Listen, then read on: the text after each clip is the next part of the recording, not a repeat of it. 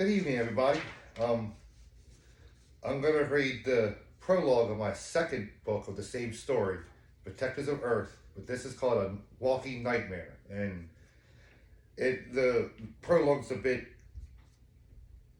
disturbing, so I'll let you see for yourself. Inside an infirmary at an asylum, Mrs. Crabtree is tied to a cot, screaming as loud as she possibly can, in immense pain. She is trying so hard to keep the baby inside her womb. She is afraid that if this baby has life, it will not stop taking other people's lives. Push, Mrs. Crabtree. You have to push right now, the doctor instructs. There are also 2 nurses by each of him, trying their best to assist. No, if this baby comes out, he will kill us all. She tries with all of her might to keep her unborn child inside of her, but she will not be able to hold out for much longer because the pain that she is feeling is so intense for her to handle. It's almost unbearable. How could a sweet unborn baby kill us? One of the nurses places her right hand upon Mrs. Crabtree's forehead. You obviously don't know whose child this is, the eldest of the 2 priests suggests. If I had my way, both of them would be sacrificed for the greater good. Mrs. Crabtree's screams are getting louder. I don't care who the father is. My only concern is to get this baby out alive and healthy. The doctor has both of his hands between Mrs. Crabtree's legs. There is a complication, isn't there, doctor? The second nurse knows that look that he currently has on his face.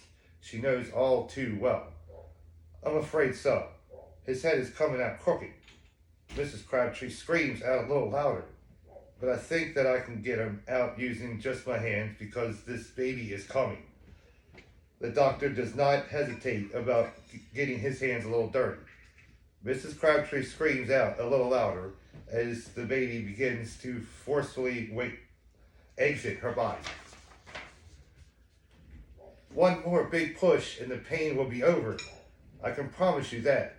So Mrs. Crabtree lets out one more scream that echoes throughout the infirmary. The baby comes out and quickly grabs a scalpel off of the doctor's instrument table. The baby is possessed. The elder preacher grabs a crucifix that is hanging down from his neck. The younger priest, along with the doctor and one of the nurses, run out of there as quickly as their legs would take them. The baby takes the scalpel that he is now holding in his right hand, cuts off the umbilical cord, and jumps onto the remaining nurse and stabs her in the neck. She screams out in pain as blood squirts from a wound as she falls to the ground. Right before the nurse lands upon the concrete floor, the baby jumps onto the other priest's shoulders. He looks onto his mother's face and he sees only fear. But he just cannot seem to help himself, so he stabs the priest right on top of his skull. He then drops onto the ground. The baby then jumps onto his mother's chest and gazes into her eyes with appreciation. My boy, you're just like your father, Mrs. Crabtree says with a last breath. Then, as her baby lie motionless, the baby boy crawls away with the scalpel in his left hand, still dripping with blood. Pretty gruesome, right? Well, this part of the story, the second one, gets so much worse, so much more creepy, as I've been told by people who actually read it. But like, comment, subscribe. October's coming, you know? Halloween. All right. Till next time.